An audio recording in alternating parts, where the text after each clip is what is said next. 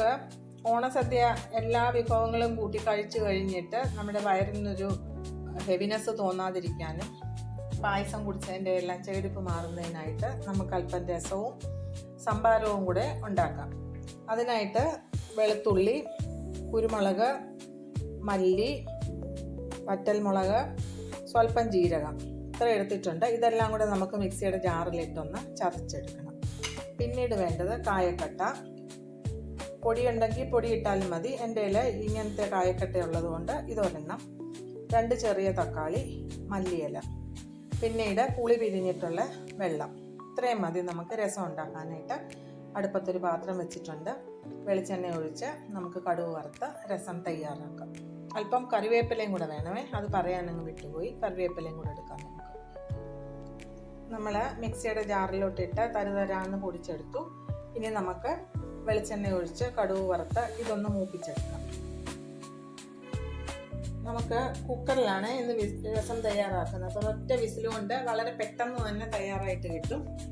ഓണത്തിന് നമുക്കധികം സമയമൊന്നും ഇല്ലല്ലോ ചിലവാക്കാനായിട്ട്. പെട്ടെന്ന് ധാരാളം കൂട്ടാൻ വെക്കേണ്ടത് കൊണ്ട് പെട്ടെന്ന് തന്നെ നമുക്ക് തയ്യാറാക്കാൻ പറ്റുന്ന പണികളൊക്കെ ചെയ്ത് എളുപ്പം നമുക്ക് തയ്യാറാക്കാം. അതിനായിട്ട് ഈ മിക്സിയുടെ ജാറിൽ നമ്മൾ ചതച്ച് വെച്ചിരിക്കുന്നതെല്ലാം ഒന്ന് മൂപ്പിച്ചെടുക്കാം. എല്ലാം മൂത്ത് വന്നു. നമുക്ക് ഇതിലേക്ക് ഈ കായവും തക്കാളിയും കൂടെ ചേർത്ത് കൊടുക്കാം.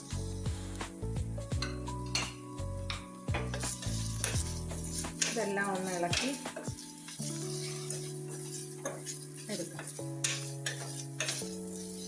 ഇനി ഇതിലോട്ട് നമുക്ക് പിഴിഞ്ഞ് വെച്ചിരിക്കുന്ന പുളിവെള്ളം ചേർത്ത് കൊടുക്കാമേ.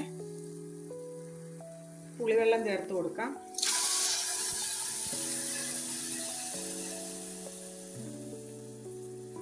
ഈ പുളിക്കകത്തോട്ട് കുറച്ച് വെള്ളവും കൂടെ ഒഴിച്ച് കുറച്ച് വെള്ളവും കൂടെ നമുക്ക് രസത്തിന് ഒഴിച്ചു കൊടുക്കാം.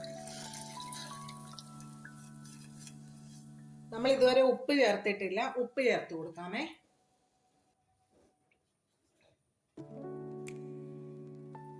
ഇത്ര ഉപ്പ് അങ്ങോട്ട് ചേർത്ത് കൊടുക്കാം. വേണമെങ്കിൽ നമുക്ക് പിന്നീട് ചേർക്കാം. ആദ്യമേ തന്നെ നമ്മൾ ക്രമം കെട്ട് ചേർത്ത് കഴിഞ്ഞ് കഴിഞ്ഞാൽ ഉപ്പ് കൂടിപ്പോയാൽ ഒന്നും ചെയ്യാൻ പറ്റാതെ വരും. ഇനി ഇതിൽ നമ്മൾ മഞ്ഞൾപ്പൊടി ഇട്ടിട്ടില്ല. സ്വല്പം മഞ്ഞൾപ്പൊടിയും കൂടി ഇട്ട് കൊടുക്കാം. മഞ്ഞൾപ്പൊടി. ഇതിൻ്റെ ഉപ്പൊക്കെ ഒന്ന് നോക്കട്ടെ. ഉപ്പും പുളിയൊക്കെ എങ്ങനെയുണ്ട്, കുറച്ച് പുളിവെള്ളവും കൂടെ വേണോ, പുളി ആവശ്യത്തിനുണ്ടോ എന്നൊക്കെ നമുക്കൊന്ന് നോക്കാം.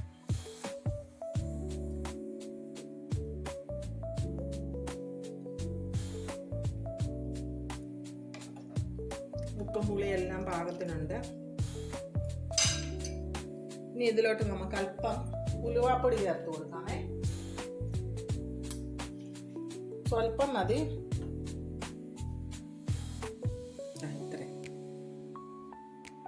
ഇനി നമുക്ക് കുക്കർ അടച്ച് ഒറ്റ വിസിൽ മാത്രം മതി.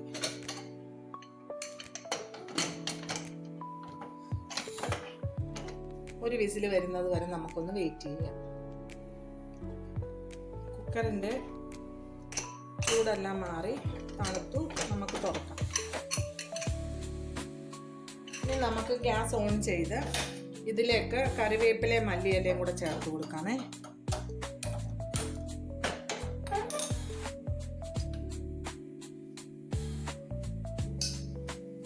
കറിവേപ്പിലയും കുറച്ച് മല്ലിയില നമുക്ക് മാറ്റി വെക്കാം. ഇതൊന്ന് തിളച്ച് വരുന്നത് വരെ നമുക്ക് വെയിറ്റ് ചെയ്യണേ. നമ്മൾ ചോറിനകത്ത് ഒഴിക്കുമ്പോഴേ ഇതെല്ലാം കൂടെ ഈ മുളക്, മല്ലി, കുരുമുളക് ഇതെല്ലാം കൂടെ വന്നു കഴിയുമ്പോൾ രസം കൂട്ടാനായിട്ടൊരു സ്വാദ് വരത്തില്ല. നമുക്കിതെല്ലാം നന്നായിട്ട് തിളച്ച് ഇതിൻ്റെ സ്വാദെല്ലാം ഇതിൽ പിടിച്ചു കഴിഞ്ഞിട്ട് നമുക്കിതങ്ങ് അരിച്ചെടുക്കാം. അരിച്ചെടുത്ത് അതിലോട്ട് കുറച്ച് മല്ലിയിലയും കൂടി ഇട്ട് നമുക്ക് രസം സദ്യക്ക് വിളമ്പാം. നമ്മുടെ രസം നന്നായിട്ട് തിളച്ചു. ഇനി നമുക്ക് ഗ്യാസ് ഓഫ് ചെയ്ത് ഇതൊന്ന് അരിച്ചെടുക്കാം.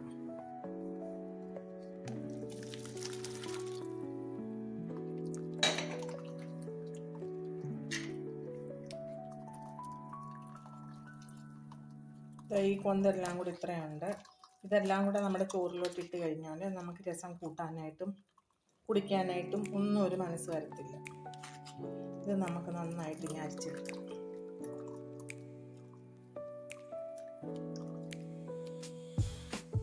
അതിനുശേഷം അരിഞ്ഞു വെച്ചിരിക്കുന്ന ബാക്കിയുള്ള മല്ലിയില നമുക്ക് അങ്ങോട്ട് ചേർത്ത് കൊടുക്കാം.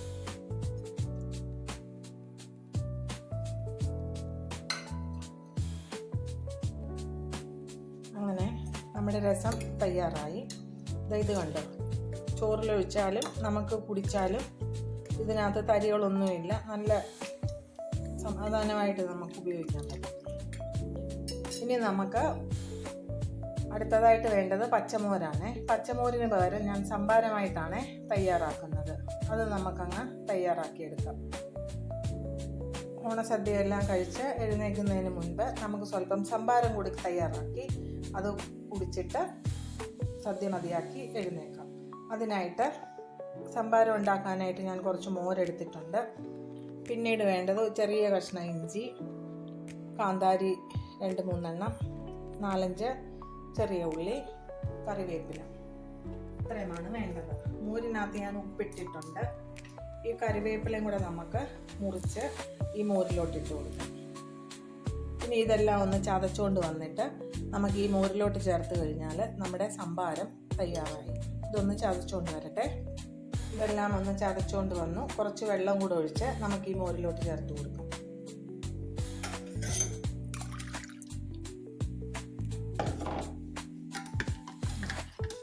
അധികം എരിവില്ല, എന്നാലെല്ലാം ഒരു ചെറിയ രീതിയിൽ ചേർത്തപ്പോൾ ഒരു ചെറിയ സ്വാദുമുണ്ട്. മോരിന് മോരും സംഭാരത്തിന് സംഭാരവുമായി. വെള്ളം അവരവരുടെ ആവശ്യത്തിനനുസരിച്ച് ഒഴിക്കാം. ഉപ്പുണ്ടോ എന്ന് ഞാനൊന്ന് നോക്കട്ടെ.